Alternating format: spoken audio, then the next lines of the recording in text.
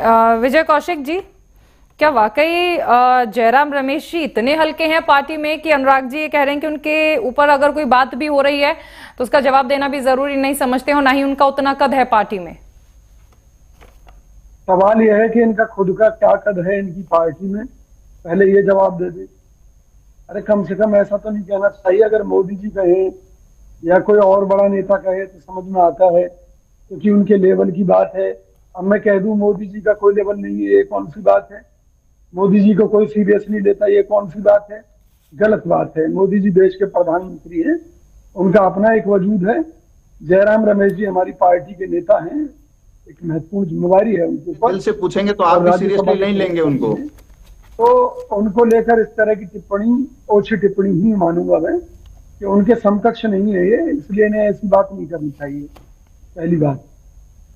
दूसरी बात, माननीय मोदी जी ने कहा कि उनकी रगों में खून नहीं सिंदूर बह रहा है। तो ये पूरी दुनिया के लिए एक रिसर्च का विषय है, क्योंकि मोदी जी नए नए वैज्ञानिक जो प्रयोग हैं वो जनता के सामने रखते रहते हैं। इससे पहले उन्होंने एक प्रयोग दिया था कि नाले की गैस से पकौड़े बनाने का, और अब उन्होंने खुलासा किया है कि उनकी रगों में खून नहीं बह रहा, सिंदूर बह रहा है। तो भाई ये सिंदूर की ताकत है, जिससे मोदी जी का जो सीना है वो 56 इंची है। पूरी दुनिया के वो गुरु बन गए हैं, मार्गदर्शक बन गए हैं, एक आवाज में उनकी युद्ध रुक जाते हैं। तो बहुत कुछ हो जाता है। बहरहाल कुल मिलाकर लब्बो-लुबाब ये है कि सेना का राजनीतिकरण करने का जो प्रयास माननीय मोदी जी कर रहे हैं वो उन जैसी महान शख्सियत को शोभा नहीं देता। विजय कौशिक जी, जरा बताइए ना, कहां से आए हैं जयराम रमेश जी के पास ये इनपुट्स पूछ रहे हैं? देखिए, सबसे पहली बात, ये कोई आम जनता के पास इसका ये सवाल तो नहीं हो सकता है। अगर उनके पास आए हैं तो हो सकता है कि कोई बड़ा इनपुट उनके पास आया है, तो बताना चाहिए उनको, स्पष्ट करना चाहिए कि उनके पास ये चीजें आई कहां से, ये जानकारी आई कहां से। नाम जग जाहिर है आतंकियों के, कितनी देर लगती है? आतंकियों को छोड़ता ही क्यों, रखता ही क्यों? ये ये सवाल सरकार के कारण उत्पन्न हुआ, जिसका जवाब मांगा गया हमारी पार्टी की तरफ से। इसके अलावा जितने भी सवाल हमारे द्वारा उठाए गए हैं वो खुद मोदी सरकार द्वारा ही क्रिएट किए गए हैं। जैसे सरकार के विरोध के बावजूद भी पाकिस्तान को इंटरनेशनल लेवल पर फंडिंग कैसे मिल गई? क्यों अमेरिका भारत के साथ खड़ा नहीं हुआ? क्यों अमेरिका ने दावा किया कि भाई उसने इन दोनों देशों का सीज फायर कराया है, और उसके बाद में मोदी जी घोषणा करते हैं कि देश की जो अस्मिता है उसके साथ समझौता करना, ये देश और दुनिया के इतिहास में पहली बार हुआ है। लेकिन माननीय मोदी जी क्या है, कहां से शब्द ढूंढ ढूंढ कर लाते हैं। दुनिया ने पहली बार सिंदूर को बारूद बनते देखा है। अरे माननीय मोदी जी, आप तो उसका यूरेनियम भी बना सकते थे, सिंदूर का। आप उससे यूरेनियम से परमाणु बम भी बना सकते थे, आप उसे पाकिस्तान पर भी फेंक सकते थे। आपके भाषणों का क्या है? आप महान हैं, लेकिन हमारे इतने लोग पुंछ में मारे गए पाकिस्तानी हमले में, उसके बारे में आप जवाब नहीं दे रहे। हमारे कितने ही सैनिक शहीद हो गए, उसके बारे में जवाब नहीं दे रहे। खुद सरकार की ऑफिशियल स्टेटमेंट ये है कि हम पाकिस्तान में नहीं घुसे, हमने बॉर्डर से ही अपनी मिसाइलों के द्वारा, अपने जहाजों के द्वारा मिसाइल छोड़कर आतंकी ठिकानों को नष्ट किया। ये सरकार की ऑफिशियल स्टेटमेंट है। फिर कभी इनके मंत्री कहते हैं हम 100 किलोमीटर घुस गए, हम 50 किलोमीटर घुस गए, हम 10 किलोमीटर घुस गए। ये कौन सी राजनीति है?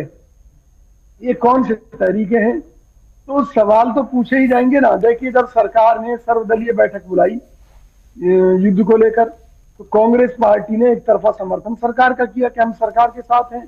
2 बार बैठकें बुलाई गई, लेकिन हमने एक मुद्दा उठाया कि भाई सर्वदलीय बैठक में मोदी जी को भी होना चाहिए था। मोदी जी को इसमें आने में कोई दिक्कत क्या थी? लेकिन नहीं आए। इसी तरीके से भाई कुछ सवाल अगर मोदी जी से बनते हैं तो मोदी जी रैलियों में जाकर तो भाषणबाजी झाड़ सकते हैं, बड़ी बड़ी बातें कर सकते हैं। हमने पाकिस्तान को घुटने पर टिका दिया, तो फिर पाकिस्तान किस बात का जश्न मना रहा है?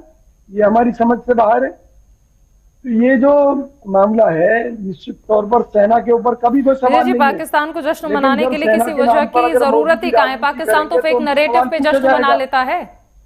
पाकिस्तान तो फेक नैरेटिव पर जश्न मना लेता है। पाकिस्तान तो जो कांग्रेस पोस्ट करती है, कांग्रेस जो पोस्ट करती है ना, पाकिस्तान उस पर भी जश्न मना लेता है। याद होगा आपको प्रधानमंत्री नरेंद्र मोदी का, आप लोगों ने, कांग्रेस ने एक पोस्ट डाला था सरतन से जुदा का, आपको याद होगा। पाकिस्तान ने तो उस पर भी, वहां के मंत्री जो है फवाद, जब उन्होंने इसे रिट्वीट किया था कांग्रेस के इसे, और उन्होंने तो उस चीज पर भी जश्न मना लिया था। तो पाकिस्तान को जश्न मनाने के लिए आपको लगता है कि भारत को एक्सप्लेनेशन की जरूरत है? सुनिए जी, जब मोदी जी मंच से ये कह रहे हैं कि उन्होंने पहलगांव हमले के आतंकवादियों को मार गिराया जी, तो पहले तो वो बताएं कि पहलगांव हमले में कौन से आतंकी शामिल थे। अभी तक की इंटेलिजेंस रिपोर्ट और सरकार की जांच एजेंसियां ये कह रही हैं कि पहलगांव हमले को जिन्होंने अंजाम दिया, जिन आतंकियों ने, वो पर कम से कम अगर आप ऐसे कह रहे हैं तो कम से कम इस बात का सब्र तो है कि राहुल गांधी जब ये कहते हैं गलवान घाटी वाले मामले में कि भारतीय सेना पिट गई, कम से कम ऐसा तो नहीं कहा गया भारतीय जनता पार्टी के किसी नेता की तरफ से? उन्होंने सुनिए मेरी बात, कभी भी राहुल गांधी जी ने ये नहीं कहा कि गलवान में सेना पिट गई। पहली बात, गलवान घाटी वाला मामला याद है? चाइना ये कह रहा है, सरकार ये कह रही है, तो सरकार को इस पर जवाब देना चाहिए। ये कहा था, अगर मान लीजिए हमारा पड़ोसी मुल्क कोई दावा कर रहा है और उसका वो दावा हमारे देश की एकता, अखंडता, अस्मिता, मान सम्मान के खिलाफ है, तो हम अपनी सरकार से ये तो पूछेंगे क्या ऐसा है या नहीं। पाकिस्तान जैसे देश की औकात है कि हमारी अखंडता पर सवाल उठाए या हमारी अखंडता को भिन्न करे? पाकिस्तान जैसे देश की औकात है क्या विजय जी? कितनी छोटी बात कर रहे हैं। उसे हम ना एक पड़ोसी मानते, एक मजबूरी है, ज्योग्राफिकल बाउंड्रीज के तहत हम लोग यहाँ पर प्रतिबद्ध हैं कि वो हमारा पड़ोसी है। काश हम इस चीज के लिए स्वतंत्र होते कि ऐसा घटिया पड़ोसी हम हटा पाते। ये तो घर भी नहीं है जो बदल दे पूरा देश का देश है। सुनिए, मैंने आपकी बात मान ली कि पाकिस्तान घटिया है, लेकिन मुझे ये बताइए क्या हम पहलगांव हमले को रोक पाए? किसका फेलियर था? मैंने पूछा आपके सामने अनुराग जी से, पूछा आपके सामने मैंने अनुराग जी से कि पूरी तरह से इंटेलिजेंस फेलियर था ये। तो क्या हम अपनी सरकार से ये नहीं पूछेंगे कि पाकिस्तान तो है मक्कार, बदमाश है, इस तरह की हरकतें करता है, उसका जवाब दिया जाना चाहिए? तो हम कहेंगे ही कहेंगे, लेकिन साथ में हम सरकार से भी तो पूछेंगे भी सरकार की इंटेलिजेंस क्या कर रही थी। बिल्कुल, देखिए इस बात में कोई दो राय नहीं है विजय जी कि एक बहुत बड़ा इंटेलिजेंस फेलियर था और इस बात का जवाब बीजेपी को देना ही पड़ेगा।